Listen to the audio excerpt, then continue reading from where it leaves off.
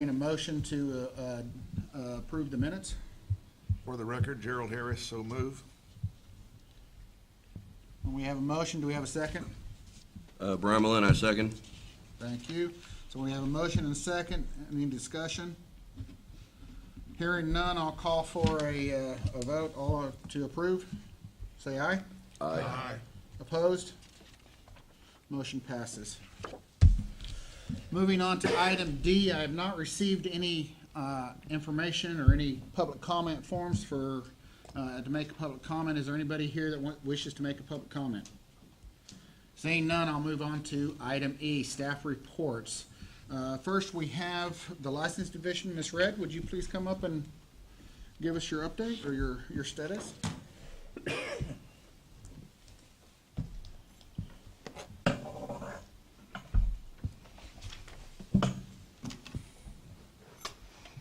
Good morning. Tarsha Red, Manager of Licensing Division. As you can see on your report, we have had a substantial increase in the total number of registered boiler inspectors. There has been a slight decrease in the total number of objects registered, but again, that's just a snapshot at that time. There could be many pending objects that are not showing from this report since our last one. And then for certificates issued, we had a total of 12,440 certificates issued for the fiscal year of 2018, which is a substantial increase since our last meeting. Any questions? None? Thank you, Tarsha. All right, thank you. So next we have customer service, Irma Mendoza's.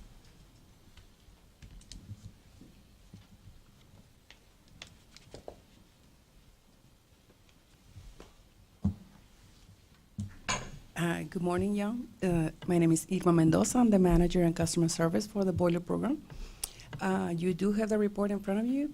So far, everything is steady within this program. Emails and phone calls is the same within the last 3 months. I really don't have anything else unless you have questions for me. Any question for Ms. Mendoza? Thank you, ma'am. Appreciate it. Thank you. Mhm. So moving on to enforcement, Mr. John Matlock. Good morning. My name is John Medlock. I am a prosecutor with the Enforcement Division. I'll kind of go as an overview of what it is the Enforcement Division does that leads into the statistics, which is kind of the basis of our report. Typically in this meeting, we'll go over some case highlights in addition to case statistics that we have for the fiscal year. Because we've basically haven't had any new cases in a while, I'll just kind of go over that process. It'll be kind of a refresher for some and for some who haven't heard it before, kind of an introduction to what we do. So we have 3 divisions within the intake division, or within the enforcement division: intake, investigations, and the prosecution section. Basically, all complaints typically come in through our intake division. They determine whether or not we have jurisdiction on those cases. If we do, as in the case of boilers, we move that case over to an investigator. Our investigators will reach out to both the respondents and the complainants and any witnesses, gather any documents, pictures, whatever they need for the case, and then they typically move that on to the prosecutors. My job as one of the prosecutors is to evaluate the case essentially for legal sufficiency. And we have a couple of different routes we can take. Basically, if it doesn't meet the legal threshold, we'll typically close the case if there's just not a violation present. Sometimes if there's maybe a violation present, we have the discretion to maybe close the case with a warning if some kind of corrections or modifications, or if in case of some types of websites, things like that have been taken down. If we do see that there is a violation present, we'll move to a formal notice of alleged violation. We will send that out to the respondent, usually assessing an administrative penalty. Each one of these programs, including the boiler program, does have a penalty matrix. Typically, different classes of violations like A, B, C, and D. From that, within each of those different classifications are different ranges of penalties. Some Class A's are your less serious, your Class D's are the most serious. In the case of like a boiler inspector, it could be a penalty in addition to some sort of a license sanction, all the way from a probated suspension where we basically suspend your license, but we probate it so long as you kind of keep, mind your P's and Q's and don't get any further trouble for whatever the length of period of time is, sometimes 6 months, sometimes a year. We can do a full license suspension all the way to a revocation of a license. If we revoke your license, it basically bars you from being able to apply for that license for a full year from the date of that revocation. Respondents have the ability, if they so choose, to ask for a hearing, which would be in front of the State Office of Administrative Hearings. We would have that hearing. Whatever decision comes back from that is called a proposal for decision, and then that would be presented before the Commission of Licensing and Regulation, where they would make the ultimate decision either to adopt whatever the PFD is or maybe change it or modify it in some way. So that's kind of a brief, quick overview of what it is that we do that leads us into these statistics. In all the cases that come in some sort of an order, either through an agreed order, through a settlement, that have gone through that notice of a violation, alleged violation, or a default where the respondent failed to answer, or a commission order, those are the cases I'll be presenting before you regularly at these meetings. And with that, the statistics come, and as you can see here, through this fiscal year, which was as of right now, we've opened 9 cases. We resolved 5 of them. That means we've got about 4 or 5 of them that we have that are in that process that I just talked about. As of yet, we haven't assessed any administrative penalties, typically because we've either closed those cases or we've warned them in some way. And as you can see, at TDLR as a whole, we've opened nearly 5,000 cases this year, and we typically open about anywhere between 11 to 12,000 a year. We've assessed a lot of penalties. As you can see, our collections are not as high as what our assessments is because a lot of those are defaults or payment plans, so those numbers don't always match up. So if you guys have any questions, I'll be happy to answer them. Any questions for Mr. Mitlock? No? Thank you, Mr. Thank you. Mitlock, appreciate it. So moving on to Education and Examination Division, Mr. Pringle? Yes, sir. Morning, Mr. Chairman. I'm Brian Beal from the Education Examination Division. Crank that just a little bit. I'm here to bring the boiler examination statistics, the report for 2018 for the first 2 quarters. We've had 4 attempts and so far 4 passes. The report also has the 2017 and 2016 physical statistics. Do you have any questions for me?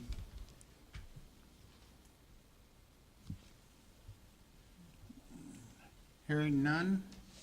Thank you, sir. Appreciate it. You're welcome, sir.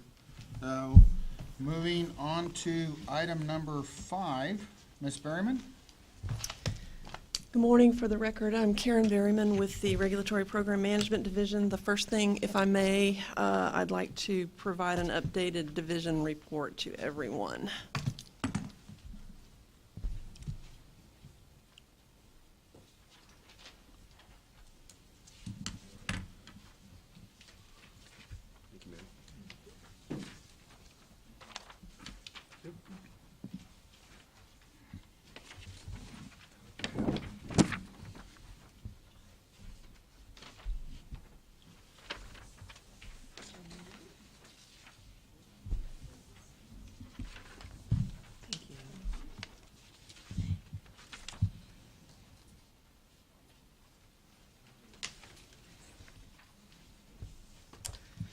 Okay. So the first thing, the report was updated with a couple of things. I'll mention them when I get to them. But basically, the first thing I want to let you know is that the TDLR has undergone an agency-wide calibration, which was effective March 1st of this year. And what that resulted in for us was the name of our division has changed from the Compliance Division to the Regulatory Program Management Division. And we also have a new division director, Mr. David Gonzalez. I believe he started shortly, well, was it this month? Anyway, he's been in the position for a couple of weeks now at least.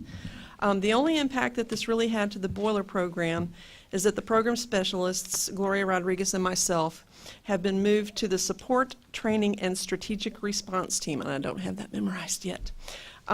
We will both continue to support the boiler program. What it does for us is it also gives us a few other people that the goal is to get people cross-trained across programs so that if Gloria or I are out for an extended period of time, we've got some people that can provide some backup. So it's actually going to be a helpful thing to the program. With regard to personnel updates, Ms. Deanna Denard was promoted to Team Leader Inspection Specialist, and that was effective December 1st of 2017. And we also noted at the last meeting that we had 2 deputy inspector positions that needed to be filled. As of, December 18th of 2017, William Bill Van Hook started in the vacant position in the Dallas area.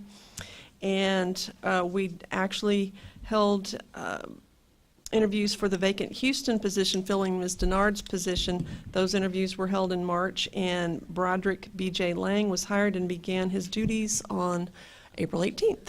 So we are back staffed up completely. Regarding public outreach and trainings, attendance at industry and association meetings and other outreach activities. Rob Trout has attended ASME Code Week, ASME Work Meeting, MBIC committee meetings, and National Board of Trustees meeting and ASME meeting. All of those have happened since the last board meeting. We also had the annual Authorized Inspection Agency training. It was here on February 28th, and it included providing all the attendees with copies of the updated boiler rules that were effective January 15th. Rob also has either provided or is scheduled to provide training for the Bexar County Fire Marshal's Office. That was in March. Brant in Salado, also in March. The Texas State Association of Plumbing Inspectors, and that is coming up in June. Ashcroft Company, also in June. And HydroTemp, we believe we have these dates firmed up now in July 10th and 11th in the Dallas and Fort Worth areas. Also, the reason this report was updated is the last 2 bullets here. Rob has been approved to serve as chair of the ASME, or appointed, has been appointed to serve as chair of the ASME Section 4 subgroup on ASME Section 6, which is the care and operation of heating boilers, for a term effective beginning in July of this year and through June of 2021. And he has also been asked to participate in ASME's first ever Robotics for Inspection and Maintenance Forum as a panel member. And that forum is being held in Houston on June 26th and 27th.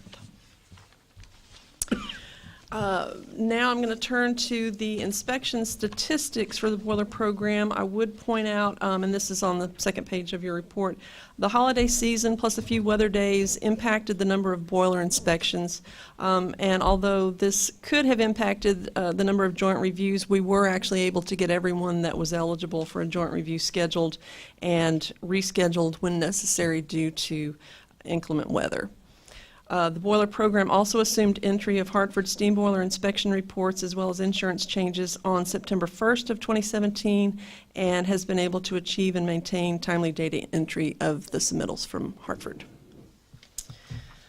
Then looking at the inspection statistics page that's in your backup materials, rather than go through those numbers independently, I like to try to maybe give a little bit more of an overview. The time period that we're looking at here is 36 and a half months from the first date on the first column to now.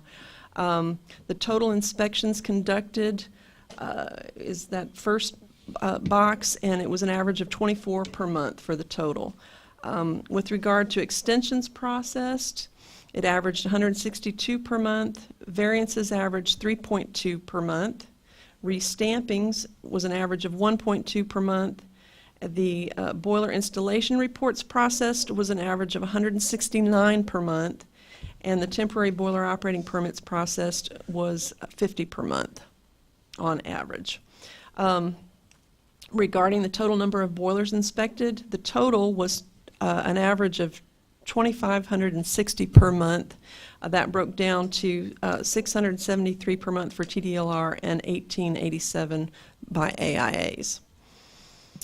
With regard to the active boilers, which is the fourth box at the bottom there of the inspection statistics, again, this, as a reminder, is just a snapshot in time, so it's not any running totals, so I looked at it with regard to percentages.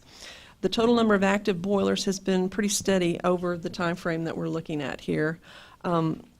Currently, with regard to total active boilers, TDLR is responsible for inspection of approximately 20%, and the AIAs have 74%. This has also been fairly steady over time.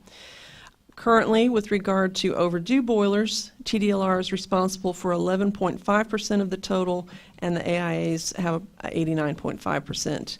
TDLR's percentage has been rising a little over time, and we're keeping an eye on that. With regard to the active boilers pending responsibility change, 9.4% of the 382 are overdue. If these are not picked up by an AIA, then these will come under TDLR responsibility already overdue. And again, as noted, the number of overdue boilers has risen since the last board meeting, and we're continuing to keep an eye on that and making efforts to try to get that back to get those numbers lower. And that is all that I have this morning, unless you have any questions for me. Anybody have any questions for Ms. Berryman? Thank you, ma'am. Appreciate it. I'd also like to point out Mr. Mendez just came in, the presiding officer of the commission. I'd like to welcome you, sir. Thank you for joining us. Thanks. So, moving on to item 6 under staff reports from executive office, Mr. Boenis. Thank you, Mr. Chairman, board members. I'm Nick Boenis, TDLR Chief of Staff, and thanks for being here today, and thank you for your service to the state. Here to bring you our executive office report, kind of a summary of what's going on around the agency at this time. We recently received some good news when Governor Abbott announced his appointment of 2 new commissioners to our board, and those are for terms to expire in 2023. So the board is back at full strength, and I know the chairman's happy about that. The governor added Dr. Ray Callis, who's a physician anesthesiologist from Beaumont, and Dr. Gary Wesson, who's a retired orthodontist living in Bastrop, to our 7-member commission. There's additional biographical information on our website, and the commission will meet next on Thursday, May 24th. We're in the middle of our strategic planning exercise, actually kind of wrapping that up. This is something that the legislature mandates that all state agencies take on every 2 years, and it's something that we take very seriously. 2 years ago, we identified 56 strategic initiatives to address during last year's legislative session, and proud to report that 52 of them were passed and signed into law.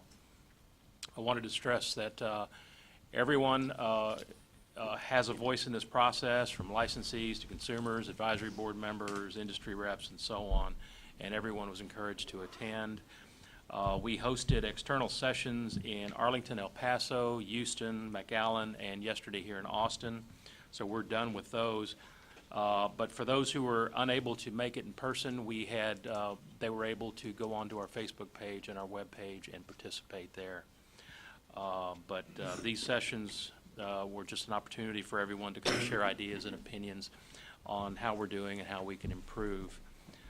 We also held internal sessions with our staffs throughout the agency in March and April. And we're in the process of writing the final report. That'll be out very, very soon. Want to talk a little bit about your website for a minute, and talk a little bit about some traffic numbers associated with this program, and your numbers are pretty good. Over the last 6 months, the Boiler Safety website has had 24,809 page views.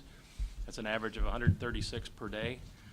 60% of those visitors accessed the site from a desktop computer, while 36 did so from a smartphone and 4% from a tablet. And if you're interested, the top reasons for visiting the site are: number 1, laws, followed by rules, forms, exam information, and FAQs. And in addition to our website, I want to remind you of our social media accounts. We're on Facebook and Twitter, so you could keep up with TDLR news and events through those as well. And also wanted to remind you that you have a group of about 3,700 subscribers that receive various email blasts pertaining to this program.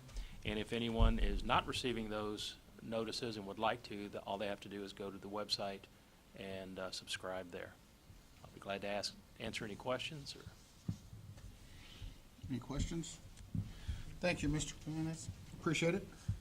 So with that, that brings us up to item F on our agenda, which is a discussion for possible recommendations to create a task group to clarify rules regarding extending the intervals between internal inspections. So basically, what we have is there is some confusion on what all the actual particular requirements are for extensions. So what I'm going to ask is for us to be able to create a task group to actually write rules for clarification purposes of these of boilers getting an extension. So the boilers we're talking about is the refineries, the powerhouses, the petrochemical companies, stuff like that. There's been a couple questions that we've been receiving, such as I get an inspection, an external inspection for my extension, and they wrote a violation for my safety valve leaking by, do I still get an extension? Well, the rules don't address all that. So that's what we're wanting to explore and look at. So with that, I would like to ask for some volunteers to create this task group and start coming up to it. I will point out that Mr. Shannon Nestor is not here today on the board, but he did send an email requesting to be on this task group. So I'm going to go ahead and put Shannon on the task group. Do we have any other volunteers? Brian Malin. Okay, so we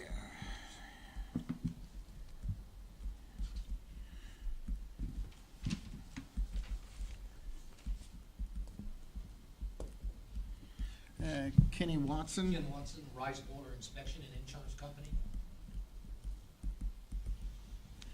Joe Citizen, Owen Corporation.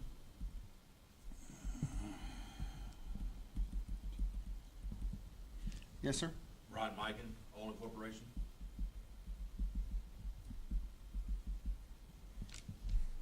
Andrew Trubar, Lower Colorado River Authority. And Dan Lancaster.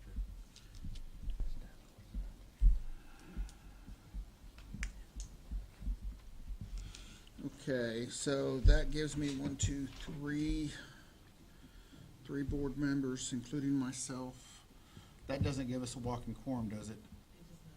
So, okay, so that'll give us 4 of the board members, and then we also have representatives from, that works. So we have 2 AIAs and 3 of the industrial users.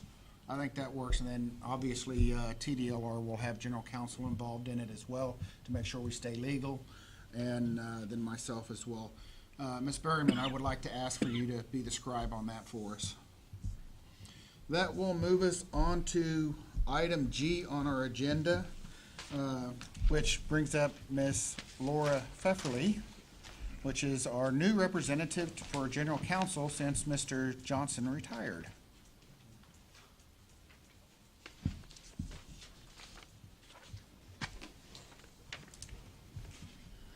Good morning. As Rob said, I'm Laura Pefferly, and I'm your new Assistant General Counsel. I know I bear a striking resemblance to Charles, but I am in fact a new attorney. Today we have, for your consideration, 2 changes to the rules, 65607 power boilers.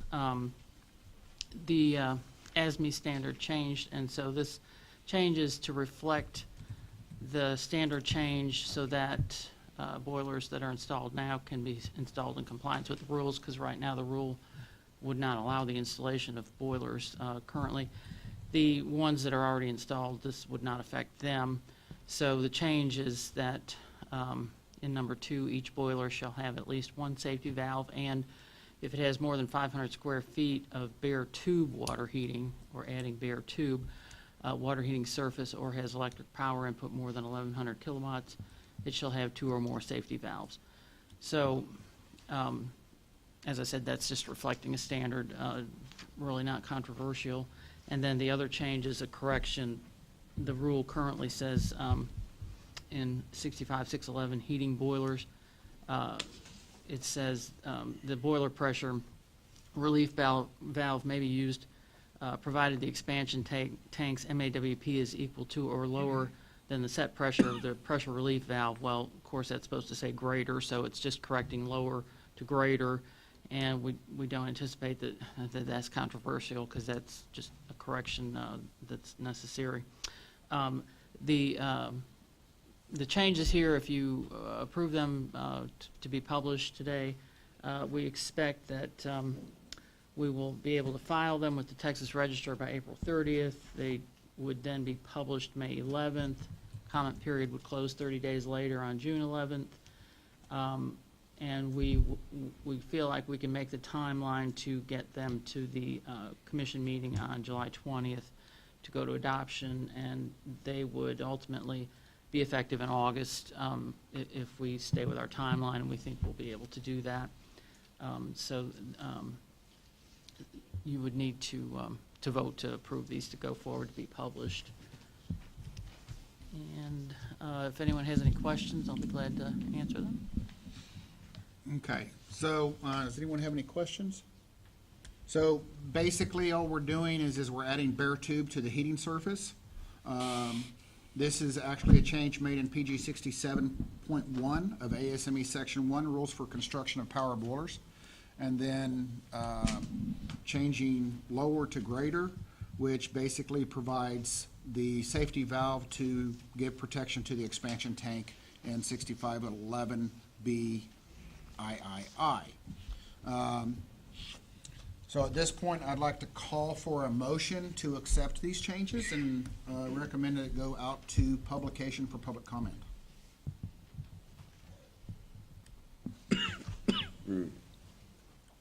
Anybody want to make a motion? Mr. Chairman, Bill Quisenberry. I make a motion that we approve the changes. So we have a motion. Anybody want to make a second? For the Brian. record, yeah, Gerald Harris, second. Okay, so we have a motion and seconded. Any discussion? Anybody have any questions about these changes? Hearing none, I'll call for a vote. All to approve this to go to public comment. Say aye. Aye. Opposed? Not voting? Motion approves unanimously.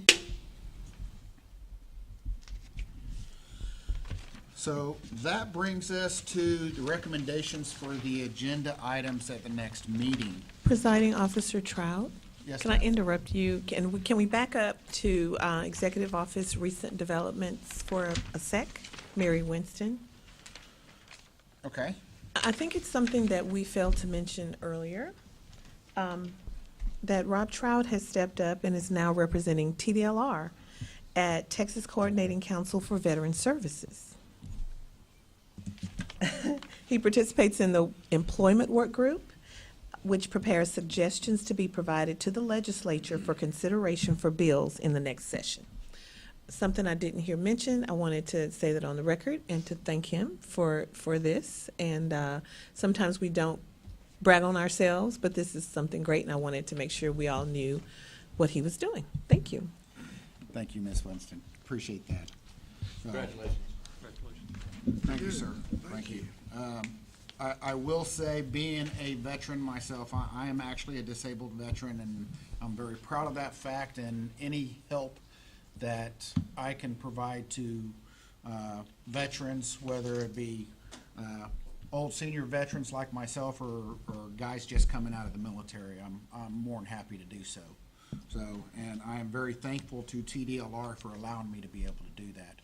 It's a great organization that I work for that allows me to do all this extra stuff, participating in ASME, National Board, the Veterans Association. It's a really awesome organization. Okay, so on to item H, recommendations for agenda items for the next meeting. I have to fall on my sword here. I kind of missed the mark. When the agenda came out and was published, I forgot to add one item from our last meeting that was supposed to have been added to this agenda for Mr. Harris to give an update on the task group that we created for laying up boilers. Because we can't speak about it now because it wasn't in the agenda, I would ask that we put it on the agenda for the next item or the next meeting. Is there anything else that needs to be added to that agenda that anyone can think of? We need to report on the new task group. Okay, we will have a update or report from the newly created task group with, but I didn't ask for someone to lead that up. Since I'm going to be on that task group, I'm going to go ahead and lead that up, so I'll give a report on that task group as well.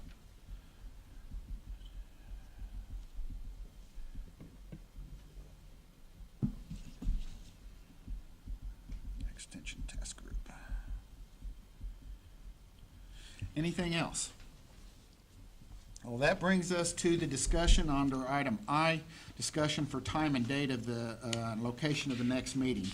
In order to keep to the timeline that Ms. Pfefferly was talking about a little bit ago, I was actually looking at my calendar earlier, and I only have one date that is going to be available, and that's going to be June 13th.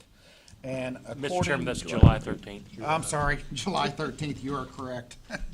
So we're looking at July 13th, and staff has told me that the only option we have is at 1:30 in the morning. So I would ask that we have a meeting on July 13th at 1:30 in the afternoon, not the morning. Is everybody okay with July 13th at 13:30? I'm going to go back to my military time. Safe side. Can everybody make that? It's a Friday. That is a Friday, July 13th on Friday. 13th. Awesome. At At 1:30 1:30. PM. And I will be absent. Okay. So, looks like, and the location will be here as usual. So that brings us to item J, which is adjournment. I would like to thank everybody for their attendance and their participation, and we are adjourned.